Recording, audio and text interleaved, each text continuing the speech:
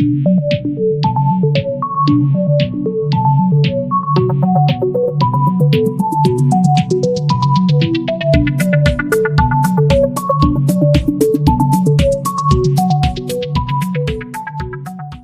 guys, welcome to my channel.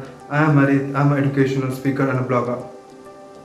Today I'm going to discuss about a small topic, structure of sperm and what is called the spermatogenesis.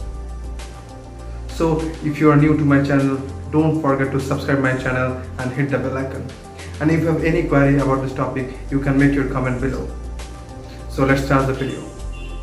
So today we discuss about spermatogenesis. What is spermatogenesis?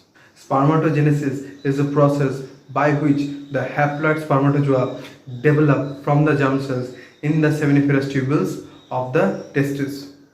This process starts with the mitotic division of a stem cell located close to the basement membrane of the tubules, and these cells are called spermatogonial stem cell. These cells go through the mitotic division to produce primary spermatocytes, which is haploid in number. The primary spermatocytes then undergo into the first meiotic division to form the secondary spermatocytes. The secondary spermatocytes then undergo into the secondary meiotic divisions to form the spermatids. These spermatids then develop into the mature sperm. Now we're coming into the structure of sperm. Sperm cells are the gametes that are produced in the testicular organ, gonads, in male human beings and animals. Like female gametes, sperm cells also carry 23 number of chromosomes. That is a result of a process known as meiosis.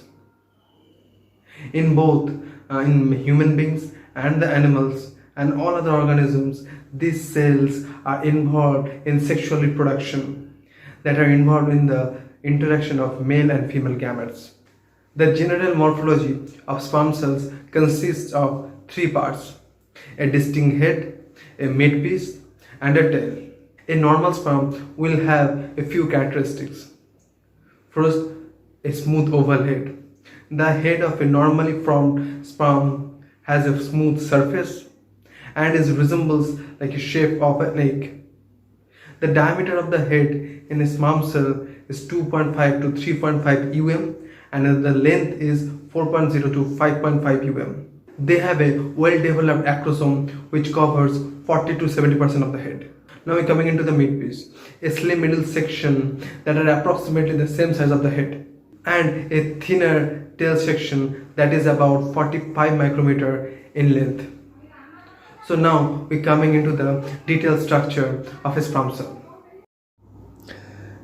A sperm cell consists of a distinct head, a midpiece, and a tail. First, we discuss about the head. The head is the most important of the cell, given that it contains the nucleus, the genetic material with 23 number of chromosomes, required to form a new organism. Apart from the nucleus, the head is also made up of several parts that include acrosome and acrosomal cap. Together, acrosome and acrosomal cap make up the acrosomal region formed during the spermiogenesis. The acrosome is product of Golgi complex and contains a number of contents such as acrosin enzyme in the acrosomal matrix. Apart from the enzyme, the acrosome also contains such polysaccharides as mannose, hexosamine, and galactose. The acrosome plays a number of important roles in fertilization.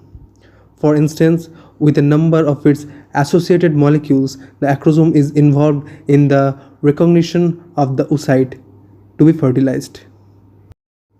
Now we're coming into nucleus. Sperm head contains a nucleus. The nucleus takes up 65% of the head and consists of 23 number of chromosomes.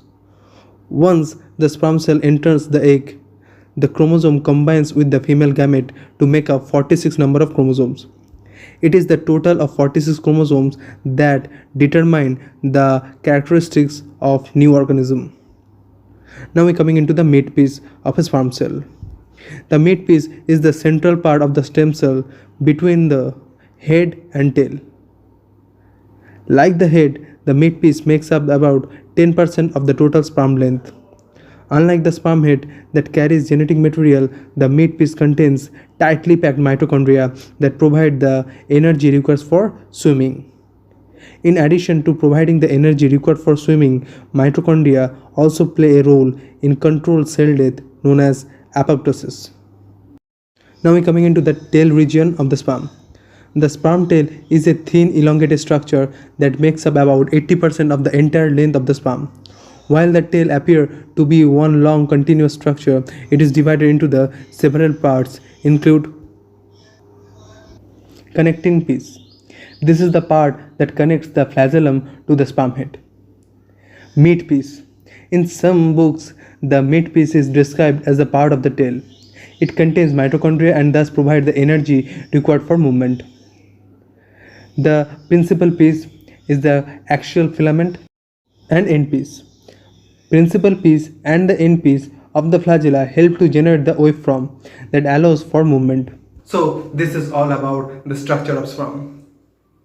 I hope you liked the video. If you have any query regarding this topic, you can make your comment below.